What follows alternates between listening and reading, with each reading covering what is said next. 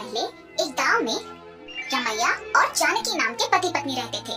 उनके दो बेटे थे, महेंद्र और महावीर। पिताजी महेंद्र को बहुत पसंद करते थे और उनकी माँ महावीर को बहुत पसंद करती थी। महेंद्र बहुत ही मासूम था, पर महावीर बहुत स्वार्थी था। वो सोचता था कि वो अपने भाई से ज्यादा होशियार है। रमैया खेती करके अपने परिवार का देखभाल करता था। एक दिन रमैया अपने दोनों बच्चों के लिए नए कपड़े खरीद के लाता है। पहले अपने पसंदीदा बड़े बेटे को कपड़े देता है और फिर अपने छोटे बेटे को कपड़े देता है। पर महावीर को अपने बड़े भैया के कपड़े अच्छे लगते हैं।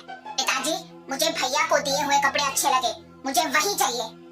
महेंद्र को अपने छोटे भैया से बहुत प्यार था, इसीलिए वो अपने कपड़े उसको देने का सोचता है। पिताजी, महावीर को मेरे कपड़े अच्छे लगे तो उसी को लेने दीजिए, मैं उसके कपड़े ले लूंगा। महावीर के पसंदीदा कपड़े मिलने पर वो खुश हुआ। ऐसे ही कुछ सालों में महेंद्र और महावीर दोनों बड़े हो जाते हैं और रमैया को दृष्टि की समस्या आ जाती है, जिसकी वजह से काम नहीं कर पाता था और घर पे ही रहता था। मेरी पत्नी को हमारा छोटा बेटा बहुत पसंद है, तो मेरे जाने के बाद वो मेरे नाम की सारी संपत्ति उसके नाम कर देगी। इससे पहले मुझे ही संपत्ति सारा उन दोनों के बीच में बंटवारा करना होगा। महेंद्र, महावीर, जी पिताजी, मैं आज मेरे संपत्ति को तुम दोनों के नाम करना चाहता हूँ। जाओ, जाके संपत्ति के कागज लेके आओ। मेरे बड़े भैया को मुझ पे पूरा भरोसा है, कुछ भी करके सारा संपत्ति मुझे अपने नाम करवाना होगा। भैया, आपको कैसी है क्षमा? आप वही पिताजी के पास रहिए, मैं लेके आता हूँ कागज। ठीक है, जो तेरी मर्जी। महावीर अपनी स्वार्थी बुद्धि से अपने भैया के साथ प्यार भरी बातें करके चालाकी से सारी संपत्ति अपने नाम करवा के लेके जाता है। पिताजी, आपकी इच्छा के अनुसार मैंने आपकी संपत्ति को बराबरी से हम दोनों में बंटवाया है। ये महावीर तो मतलबी इंसान है, प्यार का नाटक करके सारी संपत्ति उसके नाम करवा लिया होगा। पर ये महेंद्र को अपने भाई पे पूरा भरोसा है। महेंद्र, जरा अपने भाई के लाए हुए कागजों पे जो लिखा है वो पढ़ के सुनाना बेटा। पिताजी, जैसे आपने चाहा महावीर ने वैसे ही किया, अब वापस पढ़ के सुनाने की क्या जरूरत है? मुझे अपने भाई पे पूरा भरोसा है। ठीक है बेटा, तुम्हारी मर्जी। ऐसे कहके रमैया संपत्ति के कागजों पे बिना कुछ सोचे अपना हस्ताक्षर कर देता है। महावीर बड़े खुशी से कागजों को ले लेता है। हा हा हा, अब इस पूरी संपत्ति का मालिक मैं हूँ। क्या कह रहे हो तुम महावीर? भैया, मुझ पे पूरा विश्वास करके सारी संपत्ति के कागजों पे पिताजी के कहने पर भी बिना पढ़े उनके हस्ताक्षर करवा के सारी संपत्ति मेरे नाम करवा दिया आपने। मुझे यकीन नहीं हो रहा है कि संपत्ति के लिए तुम ऐसे धोखा दोगे। रमैया को अपने दोनों बेटों की बातें सुनकर बहुत बुरा लगता है। बुरा मत मानिए पिताजी, मुझे तुम दोनों संपत्ति से बहुत बढ़कर हो। महावीर संपत्ति के कागज लेके अपने माँ को बिन बताए वहाँ से चला जाता है। बड़े प्यार और लाड़ से बड़ा किया था उसको मैंने, और मुझे एक भी बात न बता के वो संपत्ति लेके चला गया यहाँ से। ऐसे सोचकर जानकी अपने आप में बहुत दुखी थी। संपत्ति के ना होने पे महेंद्र अकेले मेहनत करके पैसे कमा के अपने माता पिता की देखभाल करते खुश रहता था। महावीर अपने पिताजी के दिए हुए संपत्ति से व्यापार शुरू करके उस संपत्ति को दुगना करने की सोच में पड़ जाता है।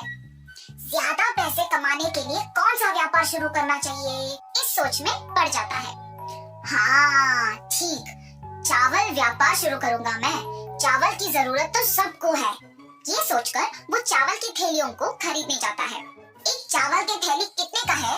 इस चावल का थैली का दाम आने वाले साल में 2 गुना बढ़ जाएगा, लेकिन कम तो नहीं होगा। अगर इसके पास मैं सारे चावल के थैली खरीद के अगले साल बेचूंगा तो मेरा संपत्ति दुगना हो जाएगा।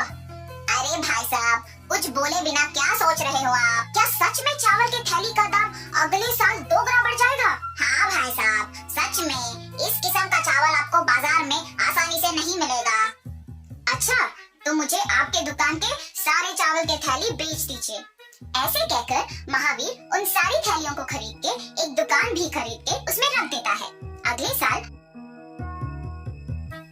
आकर उन थैलियों को बेचकर अपना संपत्ति दुगना करने की सोचता है। जैसे उस दुकानदार ने कहा था, वैसे ही थैलियों का दाम 2 गुना बढ़ जाता है और उस दुकान में सहायकों को भी काम पे लगा देता है महावीर।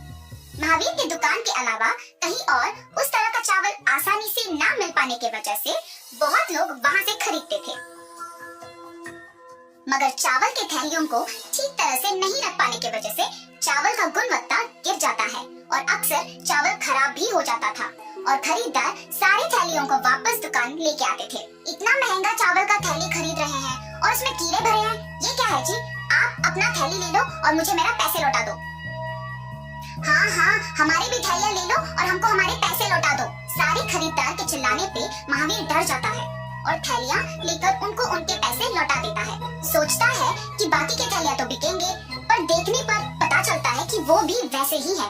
ये देख महावीर दुखी होता है। ये सब मेरे स्वार्थ की वजह से हुआ है। अगर तभी मैं इन थैलियों को बेच देता तो ये स्थिति नहीं आती। कम से कम मेरा ये तकलीफ बांटने के लिए भी कोई नहीं है। माँ, पिताजी और भैया को धोखा देकर जो संपत्ति लाया हूँ उसको भी नष्ट कर दिया मैंने। ऐसे ही थोड़े दिन बीत जाते हैं और महावीर की स्थिति और भी बिगड़ जाती है। उसके पास खाने के लिए भी पैसे नहीं होते हैं और वो अकेला पड़ जाता है। दूसरी तरफ उसके बड़े भैया निस्वार्थ के वजह से खुशी खुशी जी रहे होते हैं। व्यापार में लाभ आने के कारण अपने माता पिता की अच्छी देखभाल करता है। महावीर को अपनी गलती का एहसास होता है। अकेलेपन से थक के अपने परिवार वालों से माफी मांग के अपने घर वापस जाने की सोचकर घर चला जाता है। अपने छोटे बेटे के घर आते देख जानकी बहुत खुश होती है। महावीर उसकी दुखी कहानी सुनाकर माफी मांगता है। परिवार वाले ये सुनकर खुश होते हैं कि महावीर को अपने गलत स्वभाव का एहसास होता है और उसे खुशी खुशी स्वीकार करते हैं और वे सब हमेशा के लिए खुश रहते हैं।